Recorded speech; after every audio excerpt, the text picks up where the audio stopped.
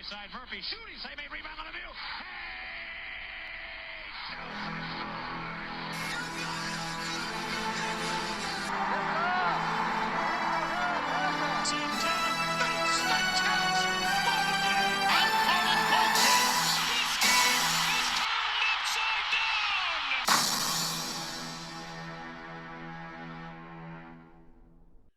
Hey everyone, this is Casey. You are watching the Red Rubber Duckman All Sports Network, but we are here for week 12 of college football. There's 3 weeks left in the regular season, and then we got conference championship weekend, and then we'll know who's going to bowl games, who's going to the college football playoff. We got 18 top 25 games here today, and we got 2 of them actually on Friday night. So let's go right ahead and go over all of them. First game going on at 7:30 Eastern is the Clemson Tigers taking on the number 20 Louisville Cardinals.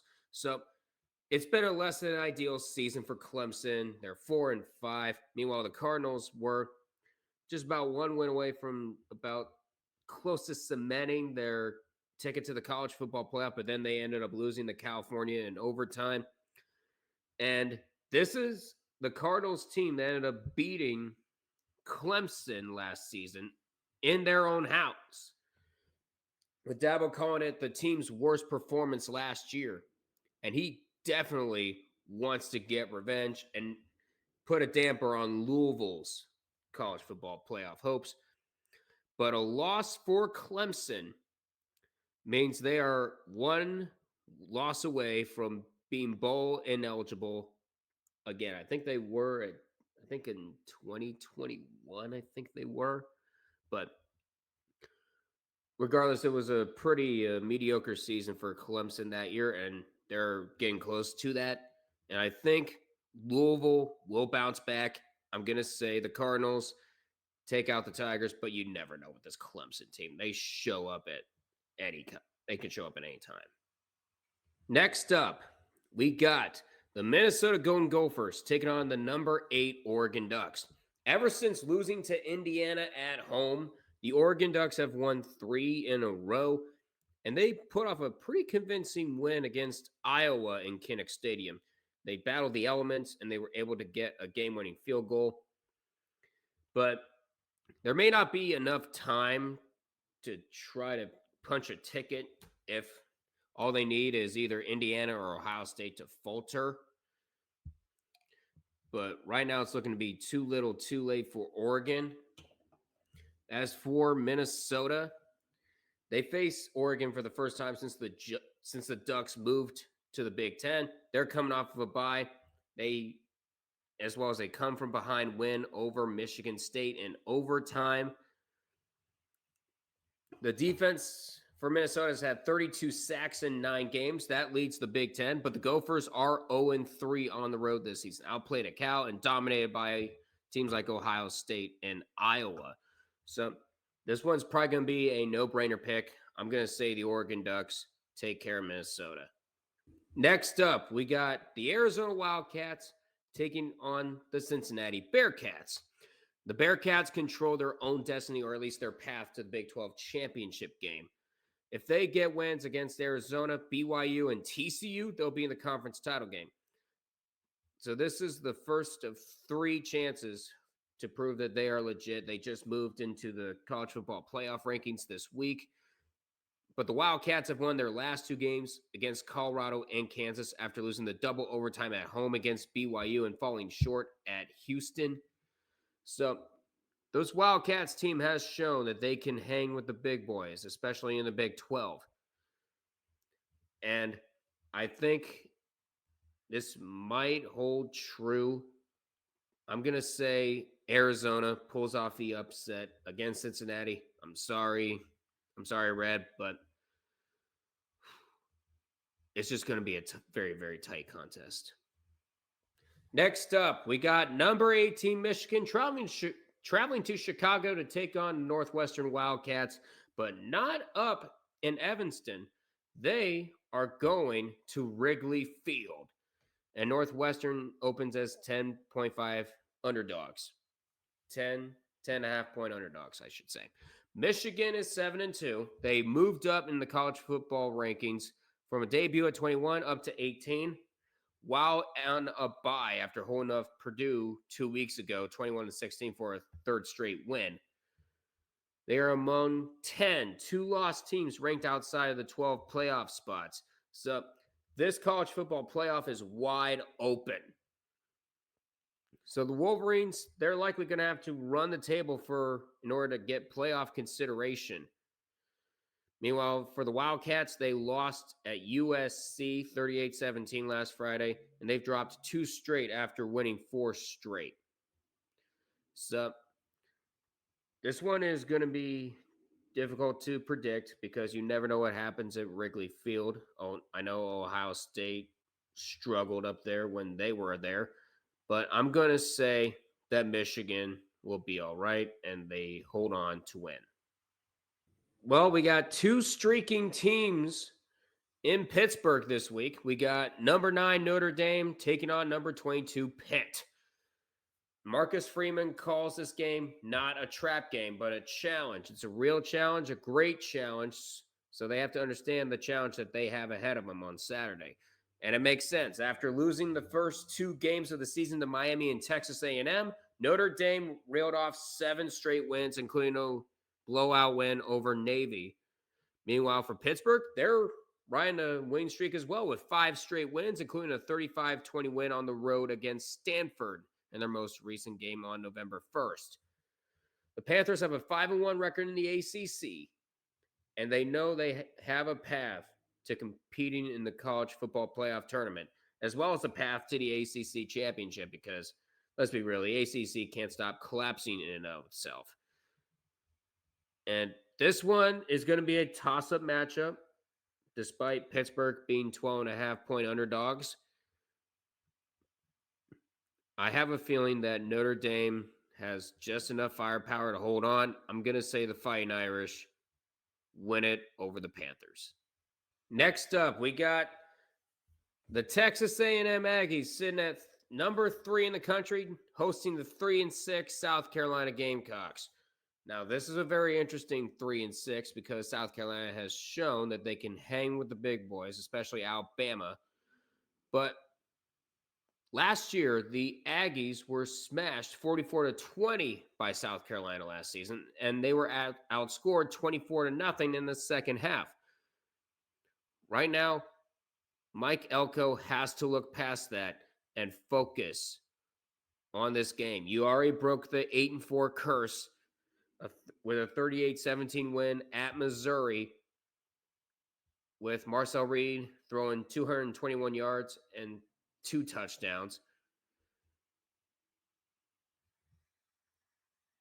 And right now, they really need to focus because they are 9-0, because the Aggies are 9-0 for the first time since 1992 when they actually posted a 12-0 season. And their number 3 ranking is the Aggies' highest yet. And the top 4 teams in the final quarter college football playoff rankings will earn a bye. So this is a prime opportunity for the Aggies these last 3 weeks.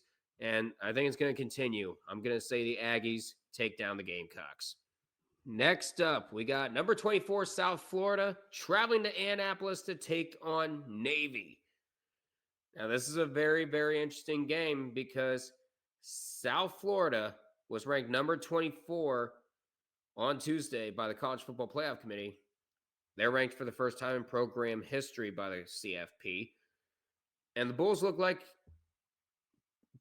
a group of 5 contender with demolishing Boise State and upsetting Florida to earn a short-lived AP poll ranking earlier in the year. And their only conference loss was to Memphis, and Memphis could not stop collapsing amongst themselves. And now you travel to league-leading Navy for a chance as spot in the American Championship. But Navy is currently 5-1. And they're half a game up on South Florida, Tulane, North Texas, and East Carolina in the conference standings. And their only remaining Road game will be at Memphis on Thanksgiving. Other than that, you got the Army-Navy game. So 2 more conference games coming up for Navy. If they win both of them, then Navy will potentially be hosting the American Championship and play an extra game. But South Florida knows the risks. Byron Brown has 323.1 total yards a game, I should say. And he passed for 239 yards and 2 scores and added 109 rushing yards and 1 touchdown. And on 9 attempts in the blowout win over UTSA. This is a very crucial game for both teams. And I'm going to say South Florida comes out on top. Next up, we got number 2 Indiana hosting the Wisconsin Badgers for their home finale. Because Indiana right now is 10-0. They got a bye next week, and then they travel to Purdue. Right now, it's looking very, very likely that Indiana is going to be traveling to Indianapolis and won't have to go far. And they also solidified their hold on a first-round college football playoff bye with that dramatic win over Penn State with Omar Cooper, with that ridiculous touchdown catch at the back of the end zone. Fernando Mendoza, he might be getting that Heisman Trophy over in New York City, but you got to think the amount of teams that have been giving it their all to try to take down Indiana with Iowa and then Penn State, and I'm pretty sure Wisconsin is going to be giving them their best shot. They stopped a 10-game conference losing streak dating back to last season with last week's narrow home victory against then number 23 Washington. And that was a game where their best passer was a punter. Yet Wisconsin was still able to win that game. But Indiana has won 2 straight in the series on the heels of Wisconsin's 10-game winning streak from 2005 to 2017. And I think Kirk Cinetti has himself in a very good position. It's going to be interesting. I'm going to say that the Indiana Hoosiers go to 11-0 and basically solidify their spot into the Big Ten title game. Next up, we got number 16 Georgia Tech traveling to Chestnut Hill to face Boston College. Hopefully, Georgia Tech is able to keep that loss in the rearview mirror. 48-36 to NC State. And they're coming off of a bye. And with Haynes King racking up a school record 511 yards and 4 touchdowns, they still ended up losing. But giving up 6 touchdowns and 10 possessions and 583 total yards, that is going to hurt any team, especially if your teams like Alabama and Georgia and Ohio State. But at the end of the day, you got to perform and play good defense, says their head coach. But of course, Boston College, his stint in Boston College but for Bill O'Brien, his stint in Boston College has been a disaster. He was an assistant at Georgia Tech from 1995 to 2002. But last week's loss to SMU really kind of hurt them in a bit. And Bill O'Brien says they have to give us confidence. It's important for us to have confidence in them. When he said that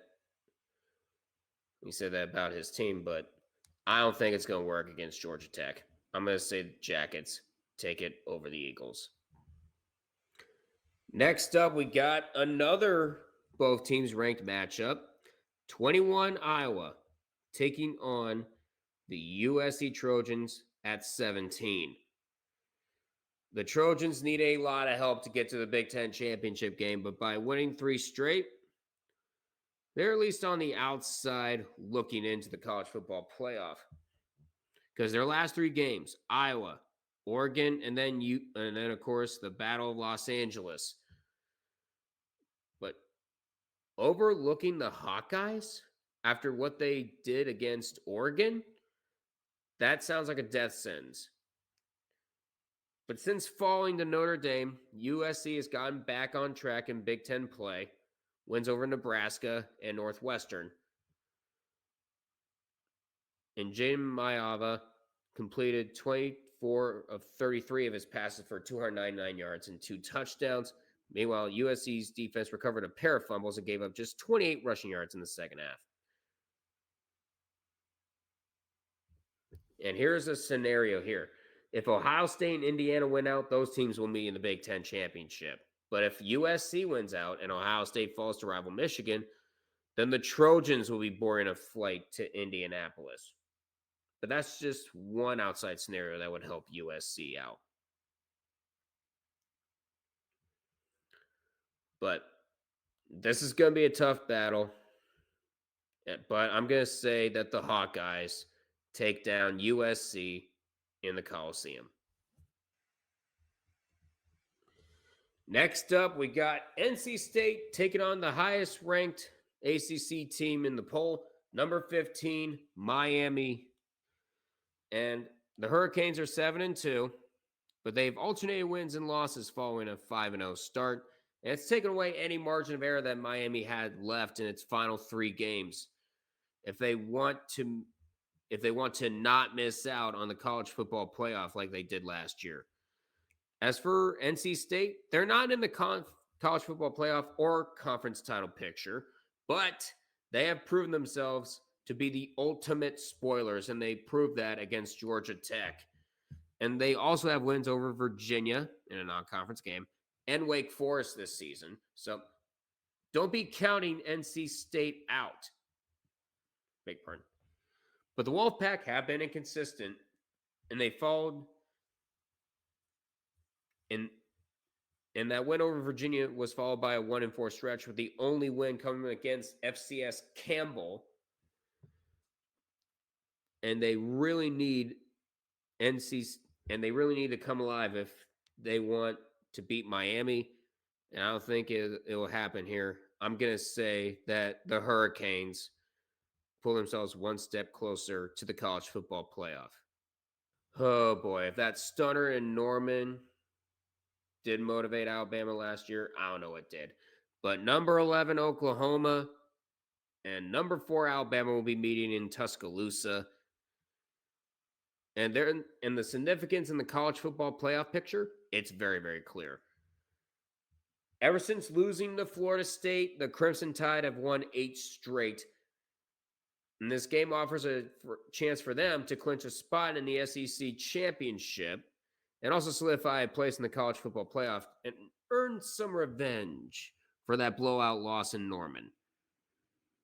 Because, of course, the Sooners, they're looking to keep their college football playoff hopes alive. I think they're one of the first 2 out.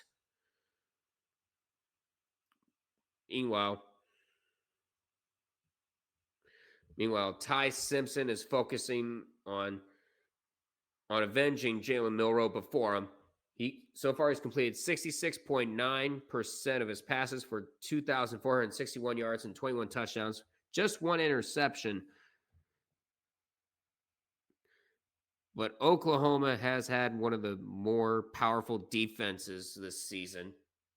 But the problem is Oklahoma could be without their star defensive end, Mason Thomas, who did suffer a leg injury, returning a fumble for a touchdown in the Sooners' win over Tennessee.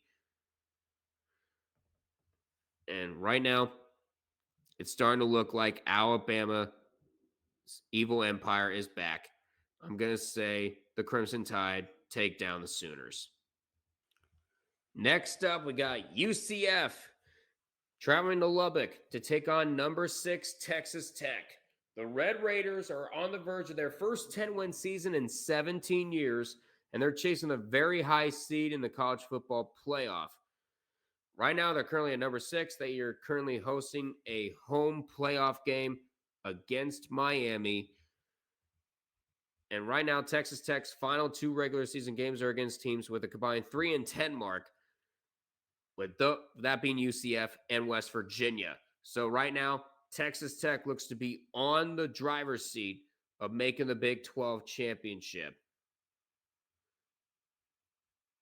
And right now, a lot of people are saying that linebacker Jacob Rodriguez might be the top defensive player in the nation, with some guys, including Patrick Kermit the Frog Mahomes, saying he should be given the Heisman Trophy.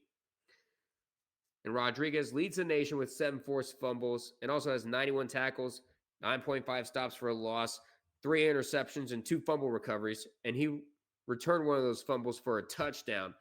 So the hype is there. Meanwhile, UCF dropped 5 of their last 6 games, including losing 30-27 to visiting Houston on November 7th, blowing 2 10-point leads during the contests. So UCF has a lot of work to do. And guess what? You're going to be traveling to an atmosphere around Lubbock, minus the tortillas, but they can hold their own. I'm going to say Texas Tech takes down UCF. Okay, these 2 teams have the same record, but they have the same record in conference play, but they took different paths to get there. Number 19, Virginia, and they'll be traveling to Durham to face Duke.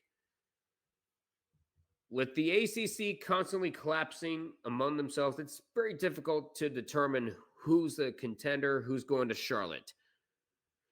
Virginia was in solo possession of first place in the ACC until last week's home loss to Wake Forest, and Duke has been unscathed in ACC play other than a home loss to Georgia Tech. There are 5 teams in the ACC with 1 league loss, while 2 others have dropped only 2 conference games. So we don't even know who's going to be going to Charlotte, but there's a very good chance that we might see not 1 but 2 group of 5 schools in this playoff should the ACC continue to collapse amongst themselves. But for Virginia, Chandler Morris has entered concussion protocol during the Wake Forest game. They haven't said whether he suffered a concussion or not yet.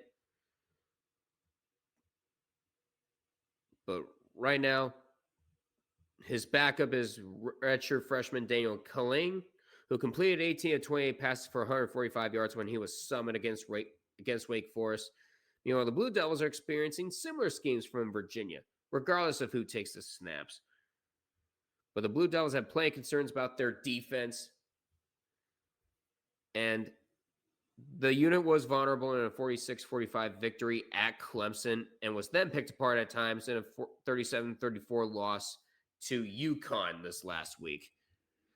So it's going to be extremely difficult to predict who comes out of this, but Duke right now is 4.5-point favorites. And the way Virginia has played, and we don't know how good their backup quarterback is, I'm going to say Duke takes out number 19, Virginia. There's my upset pick. Next up, we got New Mexico State taking on number 23, Tennessee.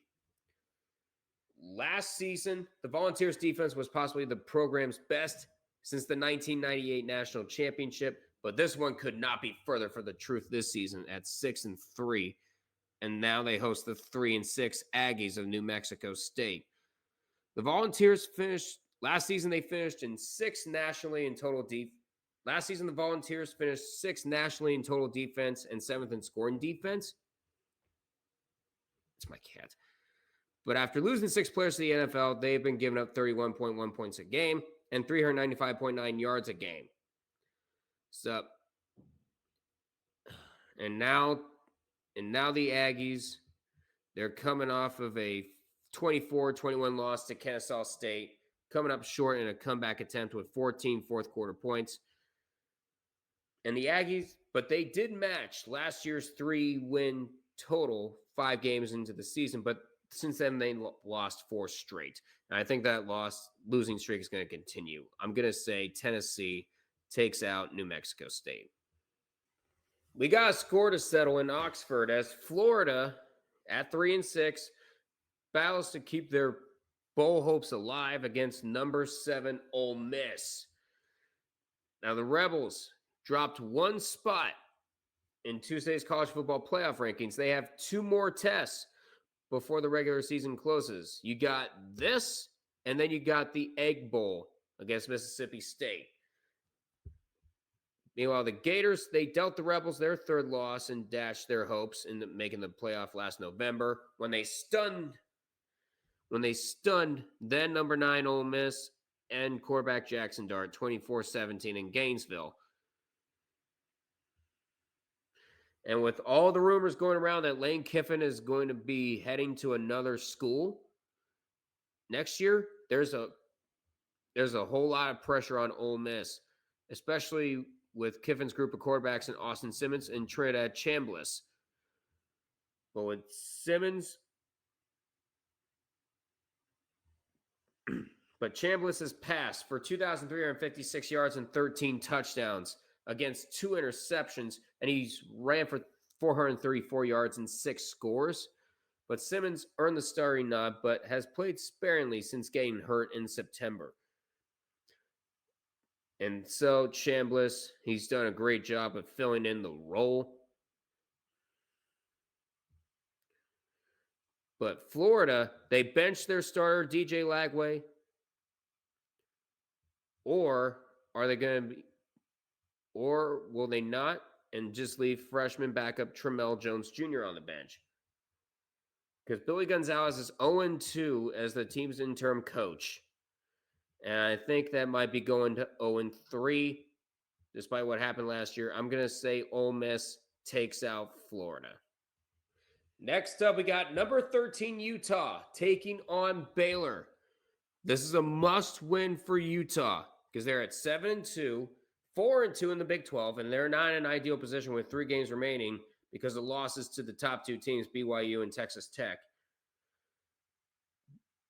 Because they know if the Utes lose, then that means their college football playoff hopes are finished. And Baylor, they have their eyes on a spoiler roll and a bowl berth. Because Utah crushed Cincinnati last week, 45-14. And the Utes' most emphatic Big 12 win since blowing out reigning league champion Arizona State, 42-10. Meanwhile, they were able to rout Colorado 53-7, giving Utah an average margin of victory at 35.8 points a game in Utah's last 4 wins. For Baylor, they need at least 1 win in their final 3 contests, but it's not going to be easy because, of course, you got Utah. Then you have 6-3 Arizona and then 8-2 Houston. And following a 2-4 first half in 2024, Baylor won 6 games last year and to close at 8-4, and they look to aiming to close on a 4-game winning streak, having rebounded from consecutive losses at TCU and Cincinnati, as well as a 30-3 romp against UCF last week. And this is going to be very, very difficult to predict. Of course, Baylor, 8.5-point underdogs. But I'm going to say Utah takes out Baylor. Oh boy, there's a reason why this is on Saturday Night Football. About time they put up a very worthy matchup. Number 10, Texas. Number 5, Georgia. A rematch of last year's SEC championship. And this one possibly has a ticket to that championship game on the line. But Manning strolls back into Georgia, a chance to steer Texas to a return appearance in the college football playoff. Georgia is number 5 spots ahead. In Texas' last 2 wins over Mississippi State and Vanderbilt, Arch Manning has thrown for 346 yards and 325 yards, his 2 highest passing totals yet as a Texas Longhorn. After struggling in his first season as a starter in their road game against Ohio State, he managed to bounce back, and look where he is. And now Georgia is hosting their most anticipated matchup in possibly Sanford Stadium's 96-year history. In the SEC championship game last year, Georgia did beat Texas in overtime. And this marks the very first time that the Longhorns are going to be playing in Athens. And their current quarterback needs no introduction to the Longhorns because Gunnar Stockton broke onto the scene for the Bulldogs after an emergency appearance after Carson Beck tore his UCL. Stockton completed 12 of 16 of his passes for 71 yards in the second half to help lead Georgia to another SEC championship.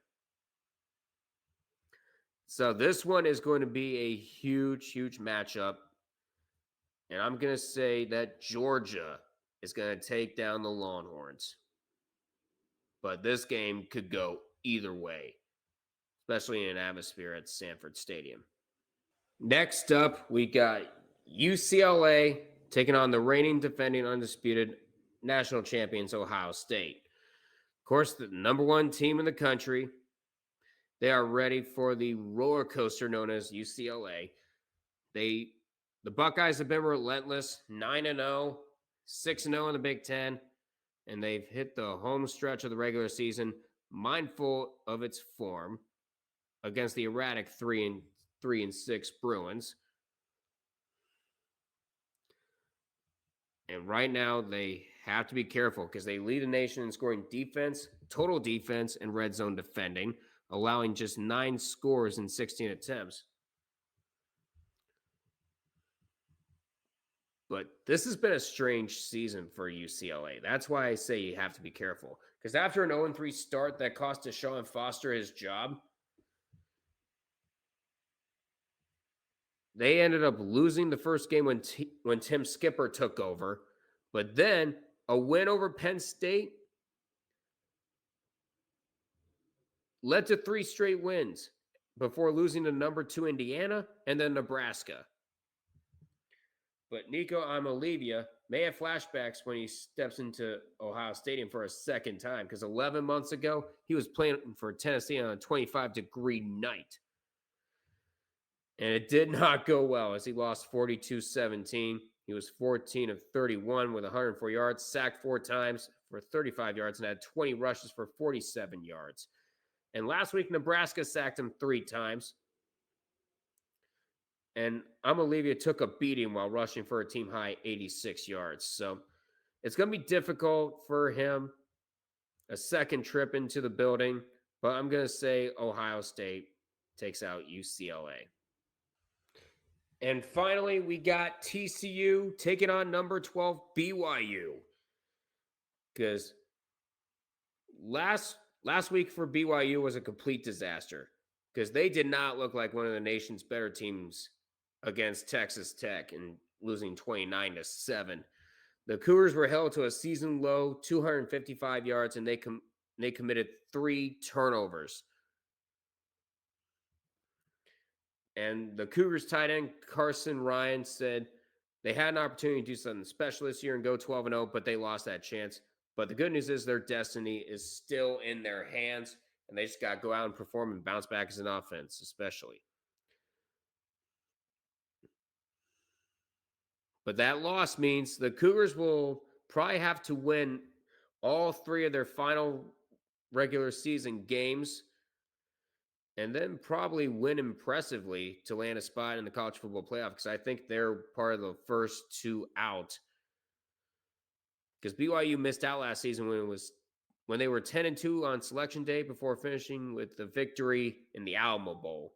So, yeah, they kind of want to make the playoffs this year.